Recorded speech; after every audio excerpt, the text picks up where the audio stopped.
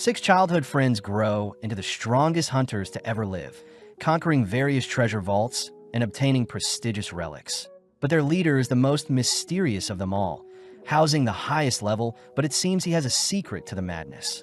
The anime opens with a flashback following six childhood friends all striving to become rich and famous, all agreeing to become heroes together living in the imperial capital of Zabridia. In the present, our MC Cry Andre reveals the importance of treasure hunters as they're placed in a high regard and are tasked with retrieving relics within treasure vaults around the world, all while slaying creatures known as phantoms.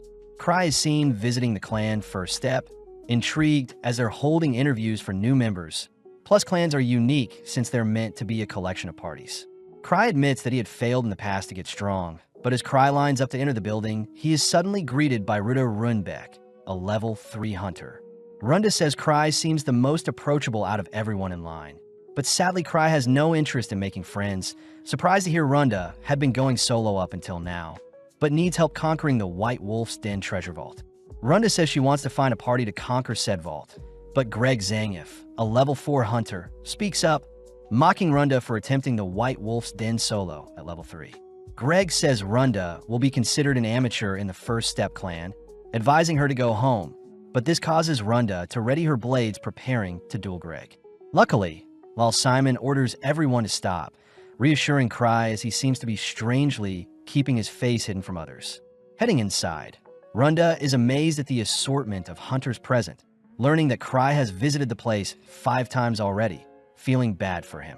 Cry says people with talent will easily climb the ranks, whilst those without cling on to what they have. But Runda asks why a crowd is forming. Something Cry knows is due to Arc Brave members being present. Apparently, Arc Brave is the strongest party present, and they even managed to complete a level 7 vault with only 6 members. Arc Rodan is the leader, housing a hunter level of 7, but rumor has it that no one has ever been recruited by them at these events. Runda wonders why there is a table vacant, prompting Greg to appear again, scolding Runda for not knowing that the table belongs to the party that first founded First Step, the Grievers. The Grievers were a bunch of kids that came to the capital and shocked the world with their skills, ultimately forming the Grieving Souls Party, and is coincidentally a party composed of Cry's childhood friends. Greg suspects that the Grievers are recruiting people, hence the big event. But out of nowhere, Gilbert Bush demands to meet the Grievers, crying that his level 4 status should grant him a spot in the party. Stepping up, Tino Shade, a level 4 hunter, prepares to silence Gilbert, but Lyle tries calming Tino down. Tino says her mentor would have done the same, but Lyle says the Vice Master will get angry if something happens at the event. Sadly, the crowd encourages the brawl, making room as Gilbert draws his sword, all whilst Tino begins bouncing in place. Cry orders Runda to leave the building as it's about to get messy, but as Tino draws her blade ready to clash with Gilbert, she suddenly detects someone familiar nearby. Having noticed Cry in the crowd, Tino completely ignores the duel, allowing Gilbert to attack the air, all whilst Tino rushes towards Cry, frightening and uncovering his identity as the leader of the Grievers. Apparently, the Grievers are a 6-man army with Cry being their leader, the strongest out of the bunch. Flashing back, we see Cry and his party taking on beginner vaults in record time, but on a particular day, Cry was rescued by one of his childhood friends.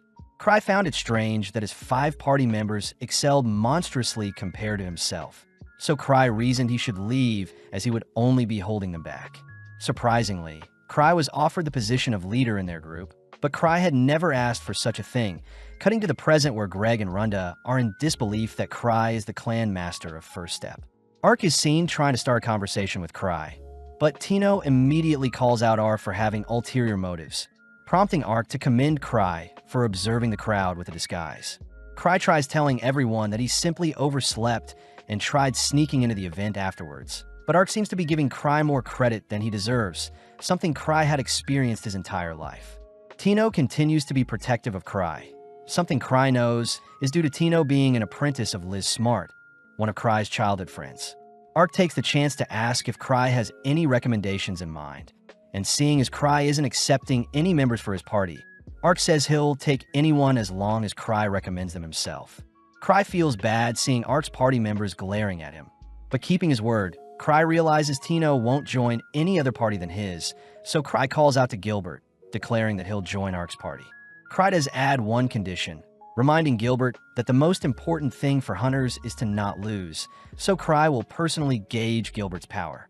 Cry declares to everyone that he has never lost a fight, uttering under his breath that he has never actually participated in a real fight before, but Cry continues by removing one of his rings, announcing that anyone who retrieves the ring will be recommended to Arkbrave.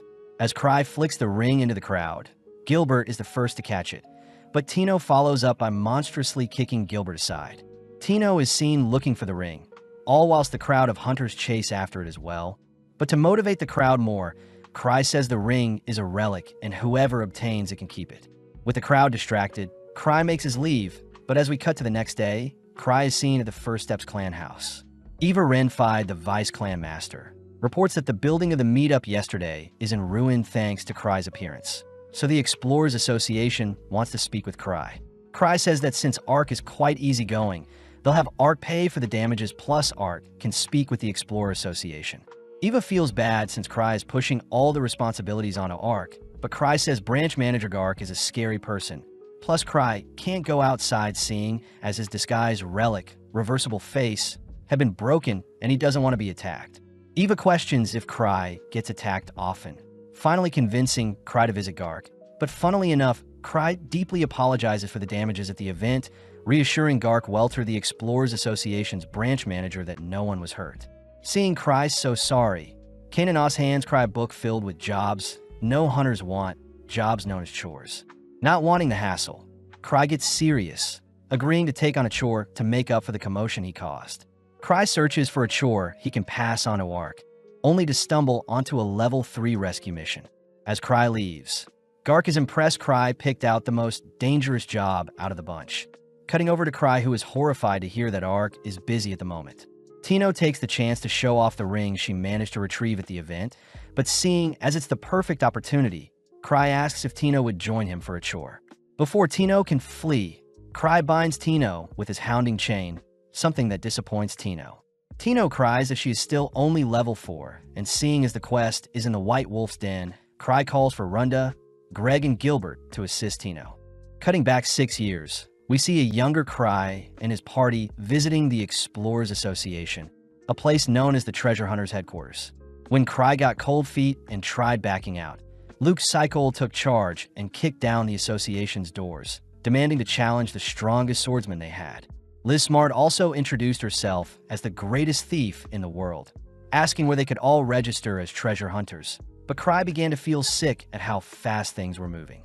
When Cry went to register his party, he was asked to assign a name and a crest to his party, and seeing as this is the perfect chance to deter his members from continuing on as heroes, Cry chose Grieving Souls with a Skull as their crest. Immediately, the others were against such a name and crest, but upon hearing Cry suggest he step down as leader, the others agreed to accept Cry's decision to prevent him from leaving. In the present, Cry had visited Runda, Greg, and Gilbert, all still speechless to see that Cry is the level 8 hunter with the title of Thousand Tricks. Apparently, hunters that obtain a title are highly regarded, but Gilbert refuses to accept such a wimpy man like Cry to be the capital's strongest. Cry tries calming Gilbert down, asking if the trio would like to accompany Tino on her chore, but Gilbert refuses to listen to Cry, forcing Cry to recruit Greg and Runda only. Cry says Tino is free to take any other from the clan but himself, but before Cry leaves, Gilbert demands to challenge Cry, offering to go if he loses. With Cry getting serious, he says that since Tino is the leader, she'll be the one to make Gilbert submit. With the challengers getting ready, we see Tino showing off her flexibility to Cry, but Gilbert is more fixated on defeating Tino, so he can duel Cry. Tino reminds Gilbert that Cry is level 8 compared to a fly like Gilbert, who is level 4. But to make things fair, Tino says she won't be using any of her weapons. Cry says that although Tino and Gilbert are both level 4, Tino should be slightly stronger since she has battle experience. But Gilbert's Purgatorial Sword relic could be an issue. Surprisingly, Gilbert tosses aside his sword to match Tino, but before the duel starts, Tino demands to get ice cream with Cry if she wins. With Cry agreeing, Tino starts the duel by lunging towards Gilbert, missing a strike to his head only to launch him aside with a spinning kick. Sadly, Gilbert refuses to give in, charging at Tino, but she simply replies with a leg lock, demanding that Gilbert apologize to Cry as she tightens her hold on Gilbert. Pissed, Gilbert breaks out of Tino's bind, but is put to sleep shortly after by a decisive strike to the neck. With Tino asking for praise from Cry, Gilbert is seen barely conscious, revealing that at a very young age, he wielded a sword and defeated many adults with his swordplay, even heading to the capital and managing to conquer many treasure vaults at such a young age. In the present, Tino advises Gilbert to pick up his sword if he wants to win, but Gilbert's pride refuses to let him. Gilbert admits that he wasn't as strong as he thought, suddenly hearing Cry say he knows Gilbert left his original party since he was too strong for them, shocking Gilbert as he wonders what Cry truly is capable of.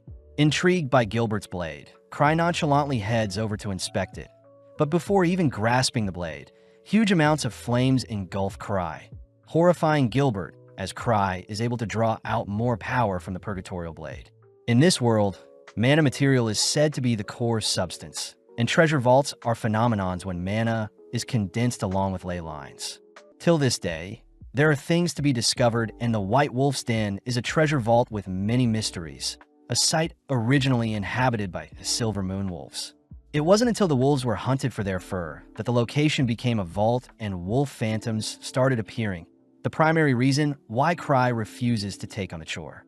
Seeing Eva worried, Cry says Tino's four-man party can easily take on the job, but Eva is more curious about the spectacle that happened with Gilbert's sword. Cry cryptically says it was a simple trick even Gilbert could have pulled off, but Cry gets distracted admiring his relic rings and Gilbert's relic sword, annoying Eva as she reminds Cry that he can't be buying whatever relics he pleases. Cry reveals that his party members equally split any profit, feeling bad since he gets paid even though he doesn't do any work, but seeing as his relics are dead, Cry heads over to get them charged. Sitting down with some party members, Cry has his gear charged, only to hear reports of wayward phantoms appearing northwards, destroying an entire caravan. Apparently, even level 3 guards couldn't stop the phantom, and now the Knights of the Third Order are dead set on exterminating the threat, especially since it looked like a wolf and was near the White Wolf's Den. The gang suspect the den must have created such a creature, freaking Cry out when he hears that Rudolph Devount, a level 5 party, went missing in the den checking the job again. Cry realizes it was a rescue mission for Rudolph and his 5 other level 5 hunters, but as Cry tells the others that he sent Tino to retrieve the missing party, the duo fear Tino won't make it back.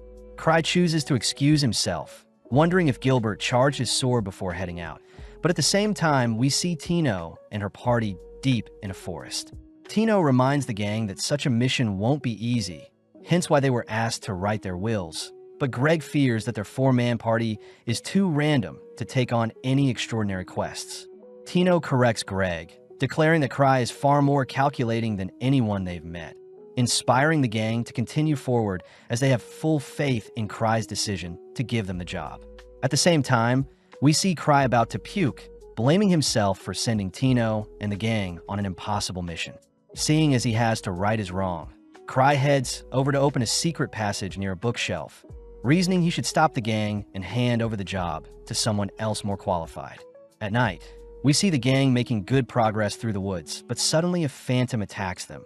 Greg is mortified to see the creature equipped with armor and a sword, but Tino cries that they must overcome such a creature. Back with Cry, we see him sifting through his assortments of relics, stashing up on items he may need, but before he can head out, Eva asks what he is doing. Eva is happy to see Cry is worried about Tino and the others, but spots Cry wearing a Citri slime, an item that violates Imperial law.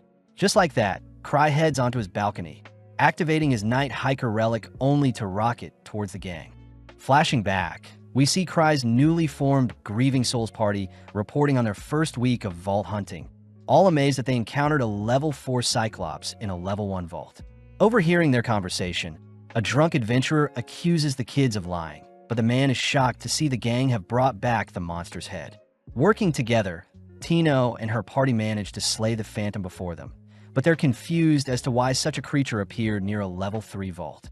Tino asks why Gilbert didn't use any flame magic, but Gilbert admits that his blade is out of mana, making Runda suggest they retreat for now. Tino stands strong, declaring that they'll continue on no matter what, plus they must hurry since the people they need to rescue might still be alive, egging the others to follow after Tino. With the gang making it to the entrance of the vault, They notice multiple wolf monsters decked out in bows and guns, and it seems their larger bodies are forcing them to remain outside and stand guard. Gilbert suggests that he rush head-on into the swarm and get rid of their weapons, but Tino calls Gilbert a fool, declaring that it's her duty to ensure everyone makes it back alive. Tino says herself and Runda will use their speed to draw the monsters towards them, and only then will Greg and Gilbert attack them, rendering their long-ranged weapons useless. At the same time, we see Cry soaring through the air to reach Tino as fast as he can, all whilst the gang begin making their way into the vault, slowly carving through the wolves they face. Tino is impressed by the others' abilities, glad to see they all have a sense of teamwork as Gilbert and Greg are relatively strong and have experience fighting. Runda, on the other hand, understands how she can distract and locate enemies, allowing Tino to deal any finishing blows, a party Tino wholeheartedly believes Cry had designed intentionally. As Gilbert clashes blades with the enemy, he is reminded of the moment he left his team, feeling a little bad since he outgrew them quite quickly. With Gilbert a little distracted, Greg charges the wolf Gilbert is dueling, allowing Gilbert to execute the monster. Moving deeper into the vault, Tino begins inspecting the surroundings, only to report a strong presence nearby that belongs to the boss. Seeing Greg a little panicked, Tino orders Greg to stand his guard and grow from facing strong monsters, something Greg admits he isn't used to as he tends to flee from jobs when the obstacle in front of him is too great. Greg says he has seen many friends pass during his time as an adventurer, something Tino sympathizes with, but Tino reminds the others that Cry intentionally put them together. When Runda asks why she was selected, Tino gets jealous at Runda's figure, accusing Runda of seducing Cry with her breast, but regardless, the gang ventures deeper. Back with Cry, we see him scouring the forest from the skies, freaking out as he wonders where Tino and her party are. Unable to stop the flight relic, Cry has no choice but to fly into the vault in search of the gang. But as this happens, we see our gang come face to face with a monstrous wolf boss. Immediately, the gang are forced to play defensively, weaving and running away from the boss's strikes. But Tino notices that the boss has no protection around its skull. Stealing their resolve, Gilbert takes charge by blocking the boss's axe, prompting Greg to help distract the creature by slashing at it from behind. With both Runda and Tino running circles around the boss, Greg almost gets caught by the boss's axe, but luckily Runda tackles him to safety. Seeing an opening, Tino scales the boss's massive body, enduring a slash to the leg in order to make it to the boss's neck, only to plunge her blade into the creature's neck. With a lethal blow dealt, the gang watches as the boss disintegrates, all celebrating as Tino patches up her leg wound. Seeing as Greg lost his blade during the boss fight, Tino hands Greg her own blade. But before they can make plans to search for the lost hunters, a sudden projectile is tossed towards Tino's heart, something she barely manages to dodge. Seeing several other wolves emerge from a deeper section of the vault, Tino wonders if there are multiple bosses in the dungeon, wondering what Cry had in mind for them. Unable to fight at the moment, Tino orders everyone to flee into a crack in the cave, but sadly, one of the wolves rush to block them off. Greg and Gilbert say they'll distract the monsters whilst the girls flee, but Tino racks her brain for a solution, suddenly reminded of the ring she got from Cry. Refusing to leave anyone behind, the gang rally together to take down the wolf guarding the crack, first distracting and attacking the wolf from below, only for Runda to toss some projectiles at the wolf's eyes to blind it. Following up, we see Tino reminded of a time when Cry had taught her how to use one of his rings, and now using that knowledge, Tino uses the ring to launch a bright projectile into the wolf's eyes. With the creature blinded, Gilbert tries going in for the finishing blow, but Tino cries for Gilbert to stop, ultimately watching as Gilbert is blown into the nearby walls. Tino blames herself for not being more specific with her commands, all gazing up to see the wolves glaring at them, finally giving in as they have nothing left. Before the wolves can attack, a powerful projectile sends the wolves flying, revealed to be Cry, who has arrived just in time, glad to see everyone is fine. Strangely, the wolves are quite wary of Cry's presence, and when one wolf tries slashing at Cry, a mysterious veil nullifies the attack. Smirking, Cry announces that he has 17 lives, swiftly conjuring several magic balls aimed at one of the wolves. As Cry's projectiles land perfectly onto the wolf, the gang are amazed to bear witness to a level 8's power, But surprisingly, the wolf afflicted by Cry's powers is still alive. Cry admits that his magic balls are just shooting rings meant for show, beginning to freak out as the wolves before him are creatures he's never seen before. Seeing no other choice, Cry launches his special item around his neck into the air, only to ignite it to create a smoke screen. With everyone ordered to run, the gang are grateful to Cry for running in the rear guard since Tino is hurt, but Cry says he didn't mean to, as he is just slow. Tino is reminded of the first time she met Cry, flashing back to a time when a young Tino was almost captured by some thugs, but suddenly Cry and his party showed up unintentionally rescuing her.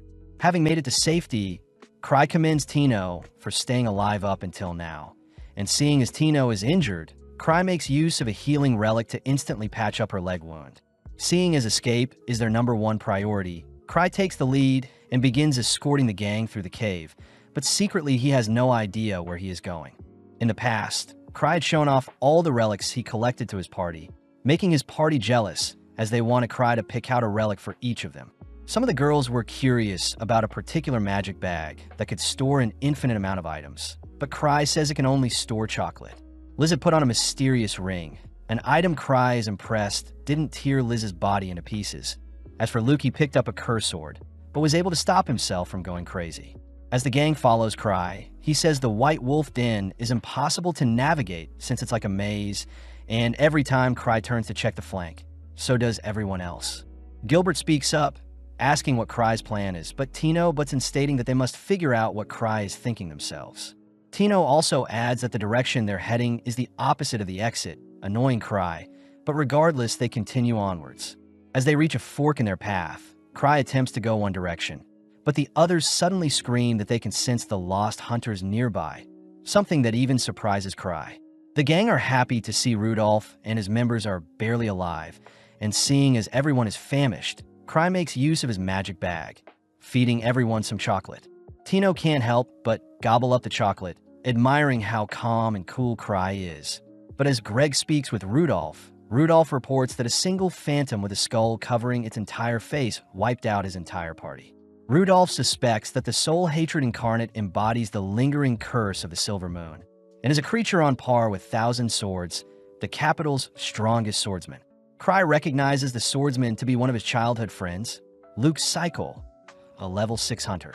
Cry doubts the creature can actually be that strong, but seeing as their current party isn't capable of taking on such a creature, Cry says they should escape for now, allowing Tino to take it from here. Tino starts by leading the gang back to the boss chamber they fled from, and with everyone agreeing to make it out alive, Cry notes how he only has 5 safety rings left, meaning a 6th strike will be lethal for him. Cry also knows that his remaining relics won't even phase the enemy, but when the gang spot a monstrous entity approaching them, they all ready their weapons. Cry realizes he can use his Night Hiker to dive the attacker and sacrifice one of his lives. But when the actual boss appears, its sheer aura sends shivers down everyone's spine. Strangely, a second mass figure appears behind the phantom, instantly kicking it into a nearby wall, someone Cry recognizes as Liz. Liz first asks if the people with Cry are new members, but Cry reassures Liz they aren't, pleasing Liz as she removes her mask.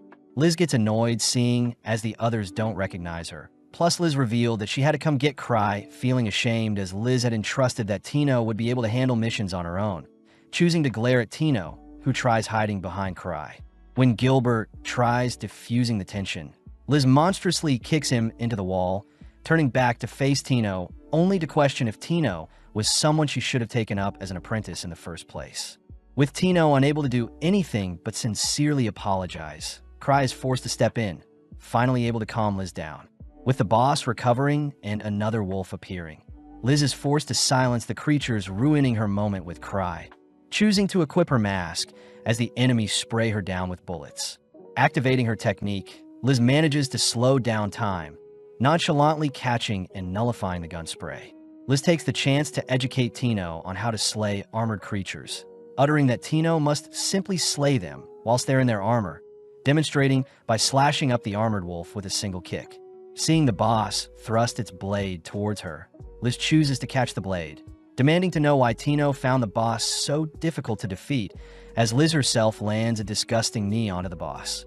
Liz continues by dragging and slamming the boss into the ground, reminding Tino that she is far too weak and that she needs to grow stronger if she even wants to compare to Liz herself. Unable to handle the criticism, Tino begins to cry, something that makes Cry feel bad for her. As Liz finishes off the boss, Cry reveals that Luke and Liz used to spar each other constantly, and is the reason why they're so strong today. Plus, Liz is the fastest thing to exist in this world. Moving faster than her shadow can keep up, hence her title of Stifled Shadow, the level 6 hunter. With Liz now calm, she jumps into Cry's arms, happy to see Cry again. Back at home, Gilbert is seen handing over his blade to Cry, telling Tino and the others that he plans to rejoin his former party and grow stronger alongside them, with the goal of reaching Liz's strength in the future. In the past, Cry had accidentally placed orders for masks without eye holes, but his party had believed Cry had intentionally left out the eye holes to make them stronger. In the present, Liz sleeps soundly all whilst Cry seems to be looking for something, wondering if he should give up on his search. Flashing back 1 year, Citri Smart, a level 2 hunter with the Alchemist class, had entrusted Cry with handling a slime she created. Being the genius of the Grievers, with the title of Prodigy, the slime Citri gifted Cry is capable of destroying the entire capital. In the present, Cry says he had lost the slime, and when he had tried using the slime in the wolf den, it was already missing, so Cry reasons it was always empty to begin with. As Cry tries to forget about this slime, we cut to some hunters exploring the wolf den, having heard from the association that there are anomalies that lie dormant in the den. Unable to sleep all night, Cry drags himself throughout the building, only to run into Eva, who wants Cry to make a report on the wolf's den, seeing as Tino is training with Liz. Cry asks if Eva can check if a possible slime may be wreaking havoc in the capital. But first, Cry heads to check out Tino's training. As Cry leaves for the basement floor, Eva admits that Cry has the special foresight to predict the future with his guesses, something even Cry isn't aware of. In front of Tino's training room, Cry runs into Sven Anger, a level 6 hunter and the leader of the Obsidian Cross Party. Sven asks Cry to convince Liz to give them the training room, but Cry apologizes since Liz came home earlier than expected, having gotten bored of disarming traps in Night Palace, a level 8 vault, and simply returned home.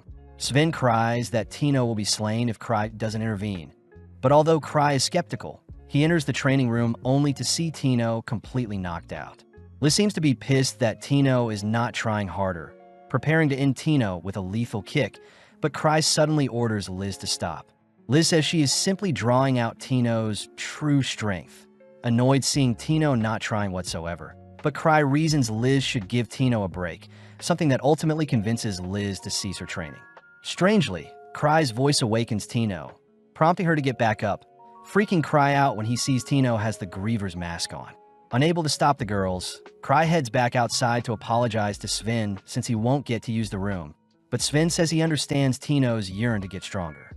In the meantime, Sven tells Cry about the phantom sightings up north, the same story Cry heard regarding the Knight's Order getting crushed. Cry is annoyed that Ark isn't here to deal with the mess, especially since Ark is a far more qualified leader than himself.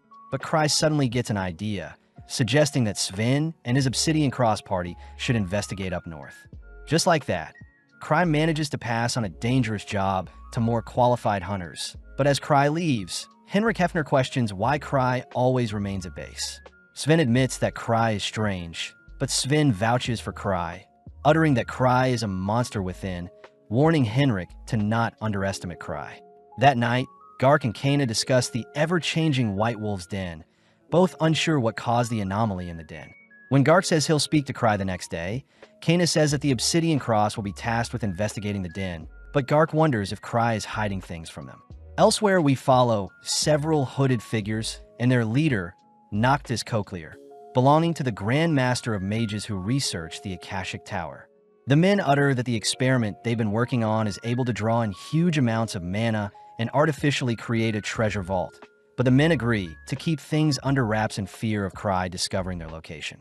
They mention that Sophia Black, Noctis' talented underling, will return soon and help with completion of the experiment, but in the meantime the men are tasked with gathering information. Elsewhere, we see a massive slime roaming and destroying the capital, but luckily it's revealed to be one of Cry's nightmares. Feeling someone in the sheets with him, Cry calls out to Liz, who asks if Cry is free today, and seeing as both Tino and Liz don't have training today, Cry agrees to hang out with Liz for the day. At the entrance of the base, we see Gark greeting the receptionist, only to spot Cry with Liz. Gark reminds Liz that she is meant to report to him when she returns from vaults greater than level 7. But Liz snaps back, accusing Gark of using Cry for himself, something that agitates Gark. When Liz fires off a kick at Gark, Gark easily blocks the strike, holding back his anger as he warns Liz to not piss him off. As both Gark and Liz's auras swell, they both begin to brawl, all whilst Cry and Kena head upstairs for a more mellow chat. Kena tells Cry about the ley lines and strange mana gathering around the wolf's den, but Cry says this isn't the thing that concerns him, as he secretly knows he must track down where he lost Citri's slime.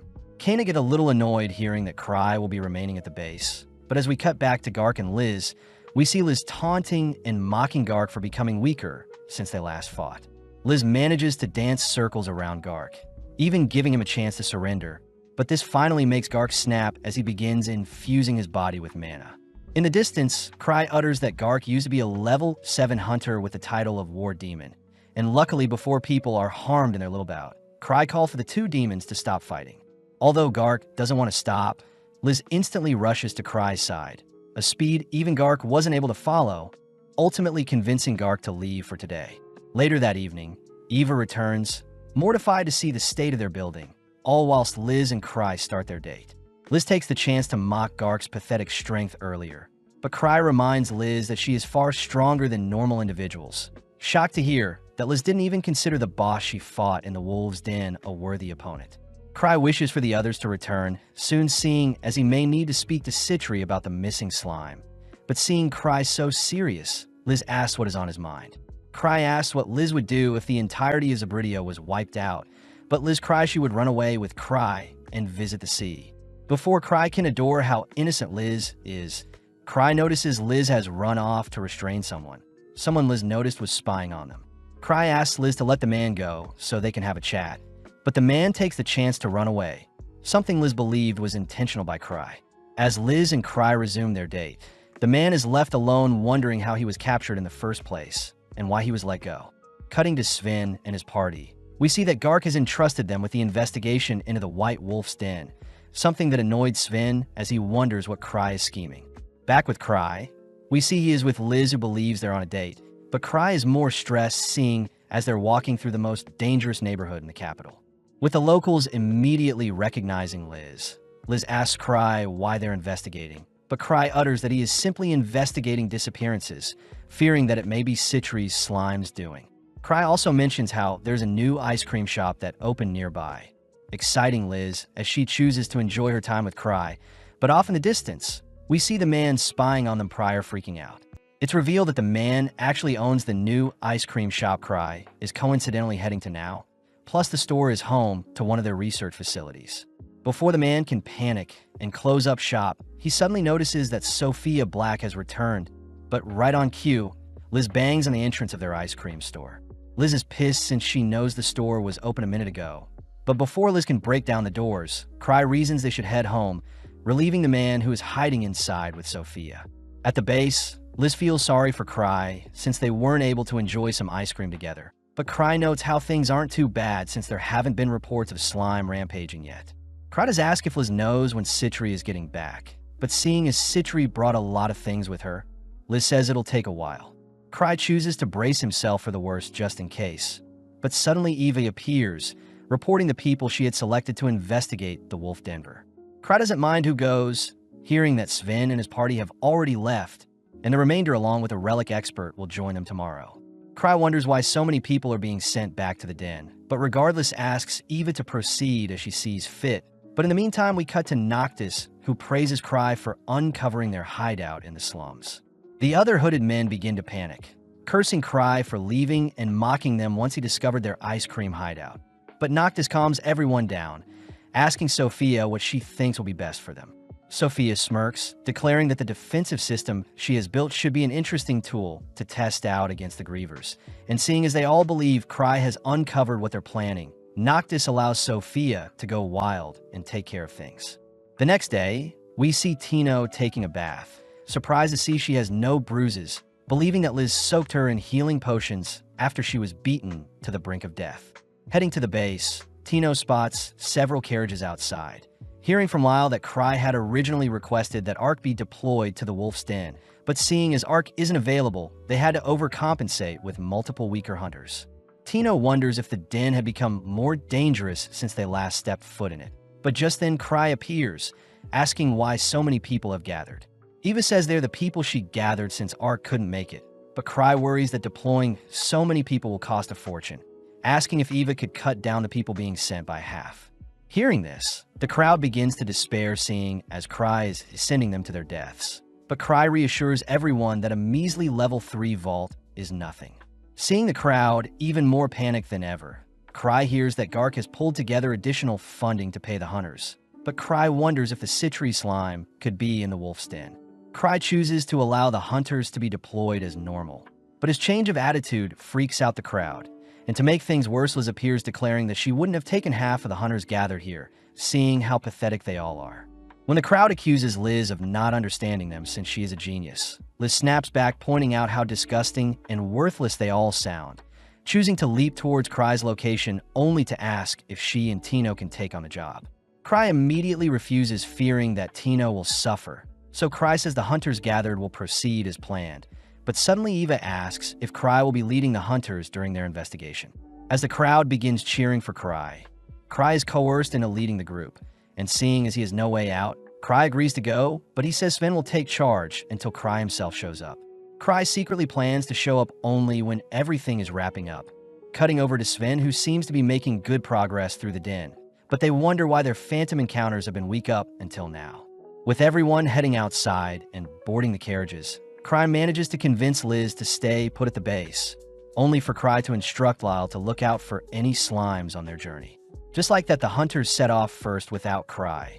But as we cut over to Noctis, we see him and his men discover that many hunters are heading in their direction. Noctis orders his men to stand strong, but Flick Petson fears they won't stand a chance against the Grievers. Sophia corrects Flick, declaring that her defenses against the 3 Grievers present in the capital are already in place. Plus, Sophia is confident that her defenses will stop Liz's attacks, and her tricks can stifle Cry's genius brain. Noctis asks what Sophia will do about Citri the Alchemist, but upon hearing that name, Sophia becomes enraged, declaring Citri to be her nemesis, and that she doesn't even compare to someone like Sophia herself. Seeing Sophia fired up, Noctis orders his men to follow Sophia's commands. But back with Sven, we see that his party has yet to run into anything strange. With Henrik once again doubting Cry's reason for sending them here, Sven suddenly gets a message, only to order for everyone to evacuate with a whistle. Outside, Sven is mocked for evacuating everyone after receiving word to look out for a slime. But as Gain and other hunters mock Sven's decision, Sven corrects them. Sven says members of the Grievers would have never warned the others of the disaster, something that shuts up Gain and the other hunters as they realize Sven was only being safe and will resume their mission once reinforcements arrive. Gain questions why a slime would be such an issue, but Sven recounts a time when Cry had asked him to go cherry blossom viewing, and strangely Cry had asked Sven to bring his weapon. When they arrived at the cherry blossoms, the trees had suddenly become a treasure vault, a location commonly known as Prism Garden, and is an example of Cry being able to predict the future. At home base, Liz is seen jumping at any excuse to head to the den, dead set on showing how strong she's gotten to Cry. Cry says he needs to time things perfectly, but out of nowhere Citri appears, asking if Cry needs help with anything. Citri suddenly mentions how they need to crush a dangerous force before they gain too much power. But at the same time, we see Gark suiting up ready to head to the Wolf's Den as well to prove to Liz he's still a warrior, only for Citri to appear, asking for a favor from him. In the past, Citri had told Cry that she wanted to take on a different role compared to the others in their party, a decision that Cry ultimately encouraged Citri to make. Heading to the secret room, Citri points out how rapidly the Citri slime could evolve and adapt, something that scares Cry. But Citri says she had taught the slime to leave herself and Cry alone. Cry takes the chance to tell Citri that her slime is missing, but this makes Citri immediately investigate how it went missing, suspecting it must have escaped through the drain in the room's bathroom. Citri says she'll deal with the slime, all whilst Cry handles a different issue. But as we cut over to Lyle, who greets Sven, Lyle passes on Cry's orders to have Sven command the hunters whilst he is gone.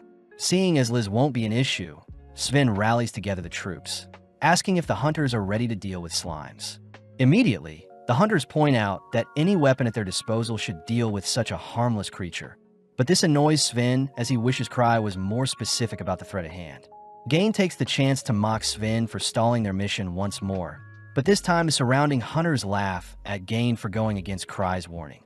At that moment, Talia Widna, an alchemist that had supposedly been working with Citri on her slime investigations, presents a tube specially designed to slay slimes. Following Noctis, he is seen being fed information regarding the hunters at the Wolf's Den, with numbers totaling just under 100 and only a few have titles. As Sven starts the operation, he chooses to send small parties into the den, ordering them to whistle and communicate if anything happens. But sadly, after a whole day of searching, Sven is baffled to have not encountered anything but phantom wolves in the Denver. With so many injured, Sven wonders if Cry was wrong, all whilst Gain voices how disappointed he is in Sven. Luckily, Sven stays resilient, wanting to see the mission till the very end, but as night falls we see Gain heading into the woods to take a leak. Whilst Gain is berating how spineless Sven is, he suddenly hears a strange noise nearby, choosing to investigate it before sounding his whistle. In the distance, Gain notices two hooded figures standing before a monstrous wolf. Listening in as Hose and Tage discuss plans to further inject the creature with a strange substance. Before the hooded men can act, Gain rushes towards the men, announcing himself as a hunter only to begin beating up the hooded men. Gain chooses to take out Tage first, but whilst he is distracted, Hose manages to inject the creature with the syringe, forcing it to undergo a mutation. In mere moments, the creature's body begins to melt and ooze like a slime. And as the creature roars, we cut back to Sven and the others who hear a whistle out in the woods. Recognizing the whistle, Sven immediately orders all the hunters to ready themselves for whatever is in the forest, all whilst Talia follows the gang. With Sven counting his troops, he hears that Gain was last seen in the forest, but luckily Gain appears to have lost an arm but had managed to escape. Not too soon after, a disgusting ooze like slime emerges from the forest clearing, prompting Sven to fire an arrow at the creature, but it doesn't faze the creature. As the creature worms its way towards the hunters, they try their best to barrage the creature with various magic spells, all whilst Henrik begins healing Gain. Gain reports that strange men in hoods injected a phantom to create the slime, and seeing as Sven's attacks, nor any physical or magical spells are working on the monster, Sven orders for the hunters to evade and box in the slime. Seeing the creature devouring several hunters, Sven asks Talia to hand over the slime slaying vial, only to begin leading the slime away from the others. Seeing the slime bounce after him, Sven uses the opening to sneak the vial onto the creature's landing point, only to watch the vial blow up within the slime. Sadly, such a small explosion doesn't faze the creature as it tanks the explosion only to continue its march towards the hunters. With Sven out of ideas, he racks his brain for a solution, only to be surprised to see that Citri has arrived, uttering that the slime before them nullifies magic. Citri says that Cry had allowed her to take charge of the mission, revealing that the slime before them is encased in a force field that negates all attacks. And seeing as the creature is melting, Citri suspects it's trying to replenish its mana, hence why it targets beings with the most absorbed mana like herself. Citri feels sorry for the Phantom as it had to take part in a failed experiment, and seeing as she should put the creature out of its misery, Citri tosses a piece of anti-metal at the creature, ordering Sven to shoot the metal. In an instant, the metal explodes, wiping out a chunk of the slime, but this is enough to slay the slime for good. Gark appears, revealed to have given Citri a ride, but more importantly, Citri says she knows who is behind this mess. Following Noctis, he is mortified to learn that Citri was able to take down their transmogrified monster, but at the same time Citri tells the others that the Akashic Tower is behind this incident. The hunters are immediately skeptical, seeing as Noctis is meant to have been banished from the kingdom. But Citri says she had been hunting down Noctis for a long time, plus the anomalies in the Wolf's Den reinforce her suspicions. At that moment, Talia points out that the enemy must have a base below the den, something Citri agrees with. Citri says they should first interrogate the men Gain attacked, apologizing in advance since she used up all the anti-mana metal she had, but she will still do her best to fill in for Cry. As Citri heads out to make her analysis, Sven warns Hendrik to not be fooled by Citri's good girl act. especially since Citri is a monster just like the other grievers. In the meantime, Liz rides Cry, begging him to go to the den and assist Citri, but sadly Cry forbids it all, whilst Tino shyly stands idly by. Back with Flick, he's annoyed that Sophia wants them to send out monsters one at a time. Plus, she hasn't been communicating with them as planned. Refusing to embarrass themselves in front of Noctis, Flick orders for all of their monsters to be released at once. But as we cut back to Citri, we see her and the others interrogating Hose and Tage. Citri knows that disciples of Noctis would never willingly betray their master, so Citri declares she'll use a special potion to make them speak. Immediately, Adoria, a member of the government, reminds Citri that using such a potion would be like brainwashing someone and that it is illegal. When Gark himself steps up to calm Citri down, Citri reveals that the potion is merely colored water, even drinking the potion to prove it was a joke. Sadly, a large howl can be heard off in the distance, followed by the thumping of another red slime in the distance. Citri says different slimes have different magic barriers, and seeing as they need time to figure things out, Citri orders for several hunters, including Lyle, to stand as defense. When a monster approaches Lyle, it throws out a punch that strangely eats away at Lyle's defense, forcing him to toss away the shield to keep his arm. As mages launch fireballs at the slime, Citri notices it evades by spinning, a technique that it uses to attack as well. Gark fears that his axe will do nothing to such a creature, and seeing as they can't wait for the creature to tire itself out, Citri says they need to focus their attacks on a single spot or nullify its magic barrier. Before Citri can give orders, another blue slime appears, prompting the hunters to ask Citri to issue a retreat order. Citri seems to be thinking hard, but out of nowhere Citri's demeanor changes, ordering for the mages to stop firing and everyone to step back and watch. Strangely, the blue and red slimes immediately begin clashing. A feature of the slimes, as their sole existence, is to absorb other things with the greatest mana capacity. Within mere moments, several other slimes appear, but they all seem to be brawling with each other. But off to the side, Talia strangely utters that the slimes were meant to be sent one at a time. Cutting over to Noctis, he heavily berates his men for not listening to Sophia. Plus, Sophia is finally communicating with them, revealing that Gark the retired hero is also present against the hunters. Noctis immediately stiffens up, seeing as their transmogrification potions were wasted, but Sophia says they have to double down and wipe out the hunters before they find their base. Sophia suggests they unleash the partially trained Malice Eaters, and seeing as the creatures will need guidance, Flick is assigned to lead the creatures into battle. Back on the surface, Talia is seen admiring Citri, having been by Citri's side for a long time, and in that time Talia felt helpless at how smart and unique Talia behaved, ultimately making Talia scared and jealous of Citri. Sven notices Talia looking upset, reassuring Talia that their mission will be a success, seeing as Citri is here now. But Sven wonders why Hose and Tage have been staring at Talia. As Citri works throughout the night, Gark chooses to check in on her, asking Citri to not push herself so much, but Citri utters that she knows where the enemies are. Gathering everyone, Citri shows everyone her findings, only to pinpoint the Akashic Tower's hideout to be near the edge of cliff. Citri is able to confirm her suspicion when she asks Hose and Tage, reasoning the hunters should head out immediately and attack, whilst Noctis isn't suspecting them. But this only prompts Hose and Tage to cry for Sophia to rescue them. Citri recognizes Sophia's name to be her nemesis, but sadly Citri has been unable to capture Sophia up until now, swearing that she'll capture Sophia and Noctis the evil mages and place them into the South Asteria prison. Gark tries bringing up something from Citri's past, but Citri stops Gark before he does, cutting over to Cry, who is finally making his way over to the wolf den. Liz is clearly excited to show off her new powers to Cry, but Cry wonders how he can stall longer, seeing as he doesn't have many safety rings. Since it's quite dark, Tino tries pretending to be scared in order to hold Cry's hand, but immediately Liz forbids it, scolding Tino for even trying such a thing. Unable to see in the dark, Cry is forced to use an owl ring to help him navigate in the dark, all whilst Liz orders Tino to continue standing guard. With Sven, Citri, and several others patrolling the area, Gain apologizes to everyone, seeing as Cry was right all along, something Citri doesn't fault Gain for doing, as Cry is a unique specimen.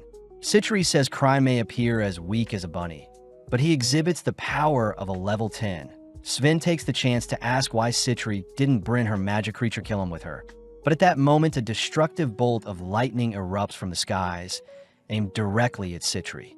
Revealed to have been Flick riding his Malice Eater, Flick cries that it was the right call to engage the hunters head-on with only one Malice Eater. But when Flick goes to inspect the hunters' corpses, he notices Sven is still alive.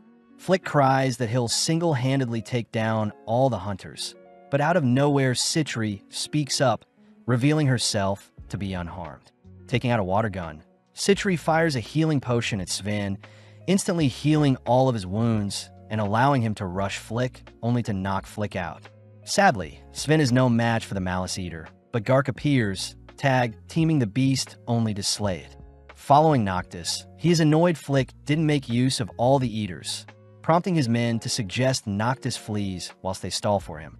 Noctis refuses, declaring that they still have their trump card of Akasha, plus Sophia still has things up her sleeve, something that inspires the remaining hooded men to fight till the very end. Outside Noctis' headquarters, we see Citri and the others eyeing the entrance, annoyed to see monsters standing guard. Citri asks if Sven can carve open a path for them, but Gark intervenes, declaring he'll help them enter the cave and slay the evil mages. At the same time, we see Cry and the girls have made it to the location where Citri was attacked by Flick's lightning spell, freaking Tino out as such a spell cleared out a fraction of the forest. As Gark charges the creatures guarding the entrance, Sven and several mages assist his entry, all whilst Noctis unveils his trump card. Having sent the embodiment of Akasha itself to face off against Gark and the hunters, we see our hunters slowly losing the fight as other hooded men ride Malice Eaters into battle. But during the battle, we see Flick cutting his way out of his binds.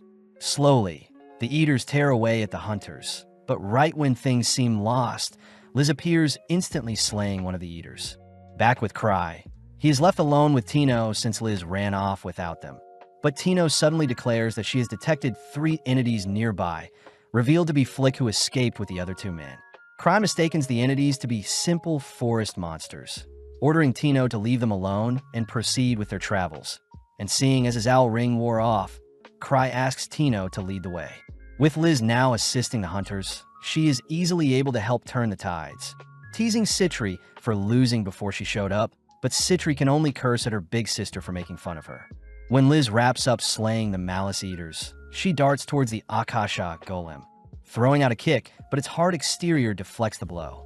Liz tries to pummel Akasha with a barrage of blows, but it only knocks the golem back, allowing Gark to follow up with a cleave that freezes a portion of Akasha's body.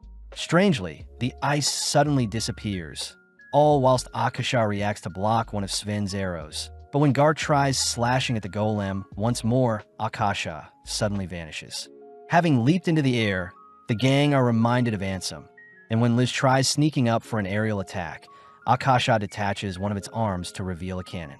Firing and scraping Liz is forced to back off for now, all while Citri wonders why Akasha is solely fixated on attacking Liz. Liz is annoyed seeing the golem underestimate her, but when Liz and Gark work together to knock Akasha onto the ground, it shows off some boosters that rocket it onto its feet. Having exhausted herself, Liz declares it's over, prompting Cry and Tino to appear.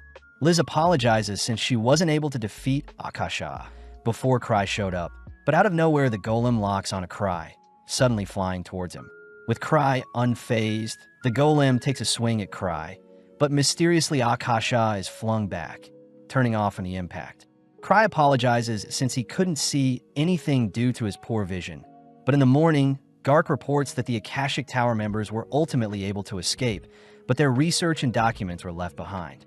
Citri is seen thanking Cry for the reinforcements, catching Cry up on what transpired whilst he was gone, all whilst Tino gives Liz a massage. When Cry asks if Citri needs help with anything, Citri says she's fine, only to glare towards Talia's direction. Cutting over to Noctis, he hears from his men that Sophia is undercover amongst First Step, and seeing as they've completely been bested, Noctis declares they'll be leaving Zabridia, all while Sophia seems to be searching for Citri's slime. Following Cry, he is seen being accused of setting everything up and keeping things from the association and government, something even Adoria believes.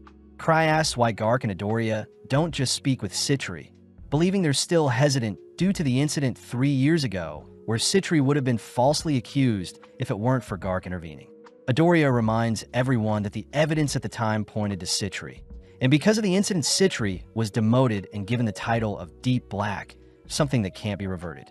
Gark cries that Citri had no reason to associate herself with the South Asteria's mass prison break 3 years ago.